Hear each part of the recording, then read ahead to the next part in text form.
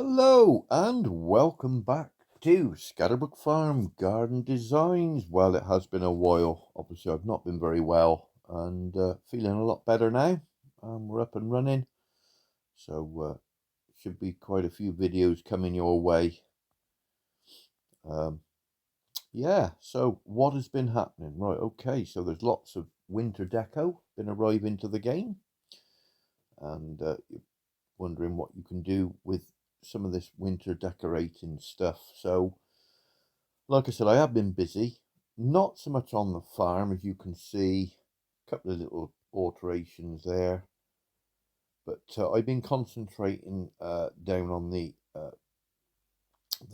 Tundra area and the oh, I forgot what it's called, the sanctuary. So we got the sanctuary. I revamped the sanctuary, placed some stuff out all around, done a completely new design, and what I'm going to do, I'm going to just explain to you how I've done it and the reasons for doing what I've done, and hopefully it give you guys some ideas as to doing some designing in your tundra and your sanctuary. And it's basically, if you wanted to build a hill, let's just say, like I've got, with a waterfall coming down, you want that hill to stand out. You want to look like a hill, not all one level. Otherwise, the effect won't look right. So, I'm going to take you across and we'll go through it bit by bit, and hopefully you'll enjoy the video and get plenty of ideas from what I'm going to show you, and incorporate some of these designs or ideas to your designing. So here we go. So the Tundra. Obviously, I've got that path, first of all, going across from the town towards the Tundra. Not the Tundra, the sanctuary. The sanctuary. So what I've done is the main entrance, okay, as you can see, I have lined it up. I put the gate under those beautiful arching trees, and the slabs go in a direct line. So in fact, what you've got there, it looks as though that the slabs, go over a bridge. It's all in one line. So what that does is it draws your eyes towards that gate and slabs, and it's all one line. So even though there's not a bridge there, it just gives you that effect. It just gives you that, you can almost imagine that there is a cross in there. Rather than just having the gateway there and having greenery all behind, there's nothing to draw your eyes to make you believe that there's a bridge there. But by doing that there, makes you believe that there is a bridge. So don't forget, the cover of the trees is essential, making sure that that covers that water using babawa trees. So this is what I've done to the sanctuary. Now basically, I put a load of babawa trees from the main entrance right the way around the back, so that gives it that nice bit of height, and then some green leafy trees and conifers on that right hand side, all the way on the, just on the inside of the babawas, and then lowered it again with some sagos and daffodils along the front edge. I've also used small acacia trees just to give it that little bit of woody effect right by the elephant house. So actually, when you zoom out, that gives it that lovely secluded and that lovely backdrop. And then what I've done is, obviously with the animals, you've got to make sure that they've got enough area to feed. So you've got to make sure that there's a path around each feeder. So as you can see with the, I'll move this tree so that you can see around there. Look, you see they can walk all the way around. they can get around their house. The same with them. They can get this side, the front, and up by that grass. Okay. Again, with this, there's room between the pond and the elephants. So they've got room that they can feed there. And then obviously behind these trees, obviously when I put that in the right place, I haven't put that back in the right place. That goes to there. Sorry, there. So this area here, behind these trees, all the way down, as you can see, that elephant is walking and that zebra is walking. They've got one strip all the way up behind there. That is essential so that they can walk the full length all the way down. And then they can come out of one entrance there. They've got an entrance there. They've got an entrance there where he's using now. And you've got the entrance by the main gate. Then all I've done then is just built up a little bit of a feature to the left-hand side of the zebra house, which is quite nice with the rocks and the grasses and that, because they eat grass. So you've got that lovely little feature there.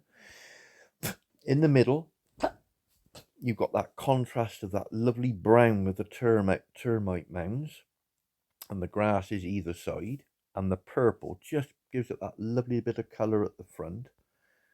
And then just another termite mound and a bit of purple behind the snake grass there. So as you zoom out, it's actually a lovely little paradise for those animals that can walk around. And you got to remember as well, if you leave paths around all their feeders, they are not going to walk through all the trees. They're not going to crash through everything. Look at the elephant at the back. He's following the path. He's now coming down through the gap. And he will stick to the path. Same as this elephant, this end. Same as all the zebras. Exactly the same. They're all following the path. And that is because they can get to their feeders. If you do a design where you're covering their feeders and covering their where they get to their food, because they can't get to their feeders, they are going to walk through everything. They're going to go all up through the trees, and it's just a nightmare. So all that is there is 4 light green leafy trees through the middle of the design, and obviously one by the entrance. So you've got the 5 there in a row. And that just gives it that little bit of greenery in the middle. And then I've put, so what I've done then is put small leafy trees with creosote bush down the inside of this wall. And then just sort of faded it out going up this side. So when you get to the gorilla design, that gorilla island, as you've got there, by having low stuff down to the front and nothing where that path is, okay, so that path now looks low down, okay, and the idea of that path being low down makes this area, which has got the waterfall coming down from the river, crashing down through the rocks. As I zoom out, that island now looks as though it's right up in the air. It looks as though it's right up.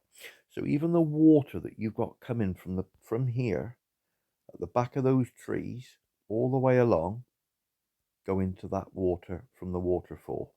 So the main feed is coming along the top of the bank, along here, and feeding its way down through, around Gorilla Island, and then any excess water is going under the bridge, and out into the sea. So when you combine the two together and you put that about there, it looks all beautiful, all one design of beautiful woodlands and tree, flowers. But it's 2 designs. You've got one up in the air and you've got one slightly lower. But the positioning of the trees is the secret. So from start to finish, you've got the entrance, obviously going over the bridge. You come in through the gates. and you've got that beautiful sanctuary area where the animals have got plenty of room to walk. That lovely wall of trees at the back, which gives them that little bit of, you know, security, and they feel safe in there. You know, it's all really, really nice at the back. And then obviously these trees here, the 4 trees that are in the middle and the flowers and everything, just give it that lovely effect where it just drifts into the Gorilla Island. And as you can see, if you look into this corner here, when I zoom out, those trees to the right on the island look now as though they're right up in the air, which now gives the effect for the waterfall to crash down through the rock. So you've got 2 designs in one, but they're separate, if you know what I mean. So that's what I've been doing to that. I've just given you a little bit of a rundown on how to place stuff and to get that sort of design. Okay, yes, it will cost you a bit in vouchers and coins, but if you want your sanctuary to look, you know, really, really nice and have that sort of effect, save up the vouchers. And you know, the babawa trees, obviously they're going to come to quite a lot of vouchers. You can use other trees, but I prefer the bawa trees because they give you that beautiful height. They give you that lovely bit of height around the boundary. You can use the other, you know, the dark green leafy trees. Will give you a nice effect, but I just prefer the bawas. So that is the sanctuary area. I hope you like that. Let me know in the comments what you think of the sanctuary design. It's a new design for me, so and then we move on to the sanctuary. Oh, I keep getting around the wrong way. Tundra. Look at these, they're all asleep. Look at them, look. I don't wake them up there because, you know, you get tasks come up where you've got to wake them up. If they're all walking around, you haven't got a lot of... You can't do it. But no, they're happy. Look, fast asleep. Okay, here we go. Here's the Tundra. Now, as you can see with the Tundra, I see a lot of people when they're designing their Tundras, they're putting a lot of stuff on the snow, on this area here. They're putting a lot of stuff in those areas there.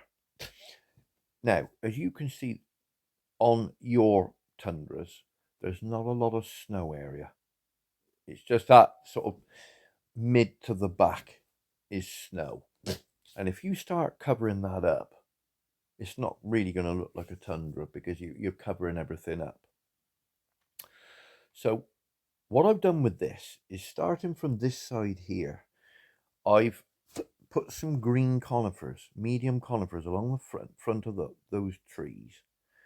And when you zoom out, it looks as though it's capping with snow and ice on the top of those dark trees. So it looks like there's trees and they're covered in snow and ice. So that's quite a nice little design. But what I've done here, I put minimal. And what I've done is I placed the trees and the animal house in such a way that it looks as though you can use all of that Tundra. Even though they can't go past this area here, it still looks as though you can, you know, the animals can go around the back of this tree and they can go along the river and up onto the bank. The same here. They can go under the trees, right up into the snow and the waterfall area there. And that is purely by placing the trees in a certain way that it looks as though it expands. It expands the actual Tundra, makes the Tundra look bigger. If you go to your Tundra and have a look at the size of your Tundra and take a screenshot of this one and put them side by side, you will see how much larger my Tundra looks. You will see how much bigger that Tundra looks compared to the one that you've got. Okay, but you still need to make this area here snowy as well. Even though there's no snow at all this side, it's all like dark and brown and green. So by putting the walrus, this is only the first level of the walrus, but what I've done is I've incorporated the walrus house, these frozen ponds all along here. So obviously it's coming under the bridge from the main flow of the waterfalls, and then coming down into these frozen lakes. And by placing that in a certain way with a little bridge, their house incorporates the ponds and makes it all beautiful, like an ice wonderland. Beautiful, beautiful little setting there for the walrus. Obviously, when I get the penguins, I will incorporate the penguins into that icy world there as well. But by putting those ponds there with the snow and the ice and everything, and the white trees, okay, it just continues, even though it's not there. When you zoom out, it all looks snowy. It all looks wintry. And the white slabs that you've got around there as well just add to it, makes it cold. If you use dark slabs, you begin to then make the area look warm, and you don't want that. So the more white that you can use, things with bits of snow on it can really make that area look as though it's got snow on it. So when you zoom out, it actually looks like now the whole of the tundra looks as though it's got snow on it. And that's just basically placement of the ponds and the white trees. Also I like using the snake grass. And when you use the snake grass, if you get these white mini trees and you turn them in such a way, you see the little branch there going onto the snake grass. When you zoom out, it gives the effect that there's ice or frost on those snake grasses. Can you see what I mean? When you look at it, and it just adds to it. It takes away the darkness. It just breaks it down a little bit.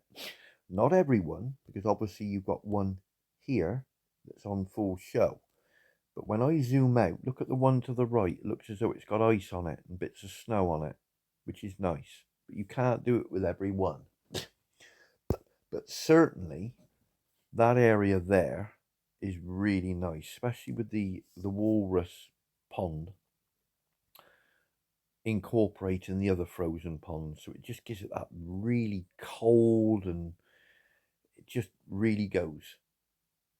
So again, the placement there and how I've done it, all the placement with the dogs, the foxes at the back there, just keeping it right to the back, and the wall going around, and the white trees just creeping over the house, just gives it that beautiful cold effect. And like I said, more than anything, you're going to end up with a really big tundra. A really, really big tundra, rather than something small. But if you start getting stuff and placing it on this snowy area and all around here, and start blocking it all up, then all of a sudden that snowy scene starts to become warm. It starts to look smothered, and it just doesn't look, it won't look right. So minimal stuff on the right hand side to make those paths and make it look as though you can walk all around that tundra. And then you concentrate on this area here to give it that beautiful, beautiful, snowy, cold, wintry effect on that left hand side. And that's how you can get your tundra to look like an all-in-one tundra, all together snowy and cold and really, really winter. I used a little bush there that we won the other day. Let you see, kept that there. Plenty of snow on it, so when people zoom in, they can see it. Loads of snow on there. It all just adds to the effect. But if you start adding, the normal ponds, not the icy ones, just the normal ponds, it starts to soften it. It starts to take away that chilly effect. It starts to make it look warmer. So when you're going from this design that looks summery, and it looks warm and really nice for the animals, the very minute that you go from that warm area and you go across to here, all of a sudden the whole area comes to life as this beautiful winter wonderland. And that is just basically the placement of trees, using the stuff that I've used, and basically that's the sort of design that you can come up with the bridge and really bring your Tundra to life. So I explained in a bit of detail how you can get this effect on the designs. So yeah, so basically we got the three. We got the Tundra there, we've got the Gorilla Island with that beautiful water crashing down through the rocks and feeding out through the bottom, and we've got the sanctuary area, which is perfect for those animals. I absolutely love it. And don't forget what I said about the feeding areas on their houses, making sure that they can get around at least one side and the front. And yeah, that's what you can achieve. And like I said, with the trees and that, yeah, it will cost quite a bit in vouchers. You can use other trees, but if you can persevere and save up the vouchers, you can end up with a beautiful design like that. And let me know what you think in the comments. I have been busy on there, even though I've not been very well.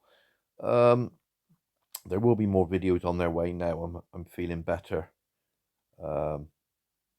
Let me know in the comments if you want any help with anything, if there's any designs that you're struggling with, or you've got some stuff that you want to make a design. Because basically the game is you know, you can place stuff out and make it look 3D. It's weird how the game works. You know, you can place stuff on top of another, and it looks like when we do the Christmas tree, and you use a load of conifers all together, and it makes one big Christmas tree just by stacking, and it makes it look like a massive tree. It's really clever how you can do these things, but yeah, I quite enjoyed doing that, and it's turned out really well.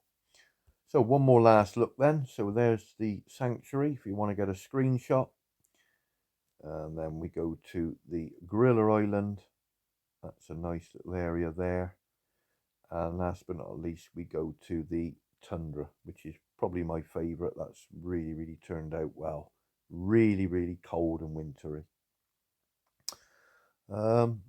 Not a lot else. I've taken the trees away at the back of the beach and just expanded. Oh, somebody, Anne, sent you a friend request. Right, okay.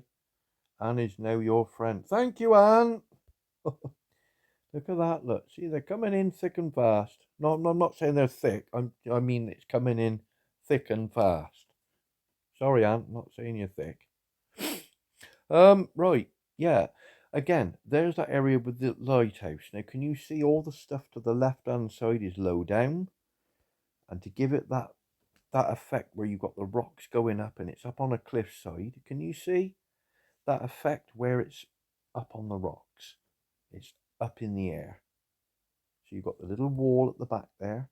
If you start adding lots of big tall trees along the back here, it takes away the effect of that being up in the air. So as you zoom out, there's the effect of it being right up in the air. You can climb up the rocks and get up to the lighthouse. So that's it. That is it. That's what I've been doing. So again, let me know in the comments. Don't forget, pass on this video with all your friends. There will be more videos now on their way. Let me know in the comments what you think of what I've done. Yeah, don't forget to get your friends to hit the subscribe button. And if there is anything you need, anything at all that you need helping with, let me know in the comments, and I will get back to you, and we can probably do a live design for you to help you out. And that would be it, really. You know, I'll help you guys as much as I can. There's more and more deco coming out. Lots of winter deco, but like I said, there's only so much you can do. The only place you can use that winter deco really is on the Tundra. And if you start putting it all on the Tundra, then it's going to start looking really cluttered. I did do a design for somebody to help them out. That's on Crowman, level 49. They wanted an area done on the left-hand side for their bees. So I made that up for them, a little farm area. And like I said, that's level 49. All cheap stuff. Obviously, you haven't got a lot of stuff at level 49, but I've done a little waterfall in the back garden with the path leading round. The horses, 2 horses, the creamery, the barn and the silo right next to it. And like I said, I built up that area there with a green hedge around the front and the path leading around, which looks quite nice, and used blackberries as the walling. So that was quite a nice sort of design on a low level farm. I say low level, 49 is quite low in today's game, but you can still end up nevertheless with a really, really nice design for a low level farm. So there it is. So even though we haven't done any designing on this video, we've just had a little look round at what I've done for you just to give you some ideas and help you if you're designing your Tundra or Sanctuary, and anything that I can do that help you guys out, it'll always make you guys happy. So that's it from me, Scatterbrook Farm and Molly Mop. Just to let you know, Molly's absolutely fine. She's led with me at the moment. Listen to me waffling on. And yeah, we should see you very soon in the next video. So take good care of yourselves, look after yourselves, happy designing. Don't forget, let me know if you need any help, and I will get back to you and we will help you out. So cheerio.